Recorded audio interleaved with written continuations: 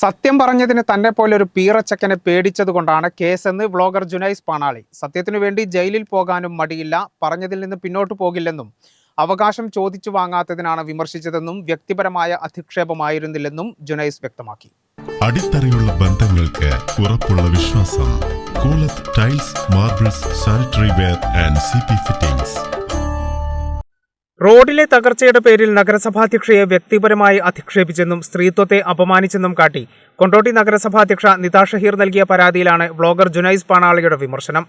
റോഡിലെ കുഴിയടയ്ക്കാനും വെള്ളക്കെട്ട് പരിഹരിക്കാനും നടപടി സ്വീകരിക്കാത്ത കൊണ്ടോട്ടി നഗരസഭയുടെ അനാസ്ഥയെയാണ് താൻ വിമർശിച്ചതെന്ന് ജുനൈസ് പറഞ്ഞു. റോഡ് ദേശീയപാതയുടേതാണെങ്കിലും നന്നാക്കാൻ ആവശ്യപ്പെടേണ്ടത് നഗരസഭയും MLAയുമാണ്.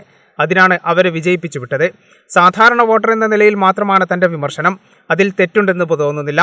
ഇത് പറഞ്ഞതിന് തന്നെപ്പോലൊരു പീറച്ചക്കനെതിരെ കേസ് കൊടുത്തിട്ടുണ്ടെങ്കിൽ പറഞ്ഞത് കൊള്ളേണ്ടടുത്ത് കൊണ്ടതുകൊണ്ടാണെന്നും ജുനൈസ് പറഞ്ഞു.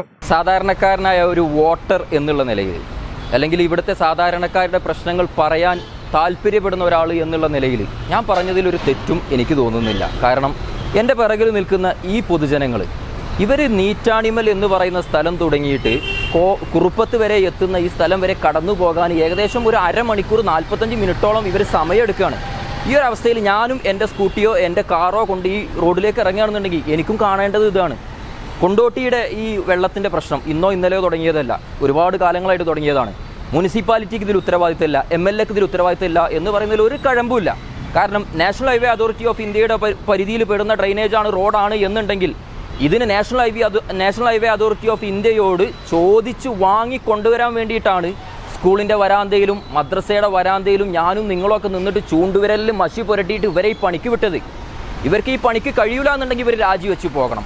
രണ്ടാമത് മുനിസിപ്പാലിറ്റി ഇവിടെ ഇറക്കി കെട്ടിയ ബിൽഡിങ്ങുകളുടെ ഓരോ വീഡിയോകൾ ഓരോ ദിവസം വന്നിട്ടും ഇവിടെ അടുത്തൊരു ഹോട്ടലിൻ്റെ മുന്നിൽ പോയിട്ട് ഇവർ മാന്തി അത് പകുതി വെച്ച് അവസാനിപ്പിച്ചു പോയി. രണ്ടാമത് ഇവരുടെ കണ്ണിൻ്റെ മുന്നിൽ തന്നെയുള്ള മറ്റൊരു ഹോട്ടലിൻ്റെ അവിടെ ഡ്രൈനേജ് ലോക്കായി കിടന്നിട്ടും ഇവർക്കത് JCB വെച്ച് മാന്താൻ ജുനൈസ് പാണാളിയുടെ വീഡിയോ വേണ്ടി വന്നെങ്കിൽ ഇപ്പം നിങ്ങൾക്ക് എവിടുന്നേ JCB കിട്ടി? ഇപ്പം നിങ്ങൾക്ക് എവിടുന്നേ ഫണ്ട് കിട്ടി? ഞാൻ ചോദിച്ചതോ ഞാൻ പറഞ്ഞതിലോ ഒരു തെറ്റുമില്ല. കാരണം നിങ്ങൾ ഇവിടുത്തെ സാധാരണക്കാരൻ്റെ നേരെ നിങ്ങൾ മൈക്ക് ചൂണ്ടുകയാണെന്നുണ്ടെങ്കിൽ ഇതിലും മോശമായ ഭാഷയിൽ അവർ നിങ്ങളോട് പ്രതികരിക്കും. തന്റെ വീഡിയോ പ്രത്യക്ഷപ്പെട്ടതിനു ശേഷം ഡ്രൈനേജ് തുറക്കാൻ എവിടെ നിന്നാണ് JCB കിട്ടിയതെന്ന് ജുനൈസ് ചോദിച്ചു. കൂരിയാട് റോഡ് തകർച്ചയിൽ മുഖ്യമന്ത്രിയെയും മന്ത്രി റിയാസിനെയും ട്രോളിയപ്പോൾ കൈയടിച്ച UDFന് ഇപ്പോൾ പൊള്ളിയെങ്കിൽ സത്യം പറഞ്ഞതുകൊണ്ടാണെന്നാണ് മനസ്സിലാക്കേണ്ടതെന്നും ജുനൈസ് പറയുന്നു.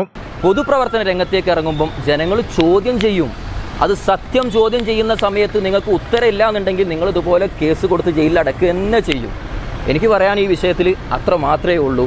വിജയിപ്പിച്ചുവിട്ട വോട്ടർമാരായ പൊതുജനം ചോദ്യം ചെയ്താൽ അതിനെയൊക്കെ കേസെടുത്ത് നേരിടുകയാണെങ്കിൽ അത് സത്യത്തെ ഭയപ്പെടുത്തുന്നതുകൊണ്ടാണെന്നാണ് ജുനൈസിന്റെ വാദം. ജുനൈസിന്റെ വ്ളോഗിൽ തന്നെ വ്യക്തിപരമായി അധിക്ഷേപിച്ചെന്നും സ്ത്രീത്വത്തെ അപമാനിച്ചെന്നും ചൂണ്ടിക്കാട്ടി കഴിഞ്ഞ ദിവസമാണ് കൊണ്ടോട്ടി നഗരസഭാധ്യക്ഷ നിതാ ഷഹീർ പരാതി നൽകിയത്. കേരള വിഷൻ, കൊണ്ടോട്ടി.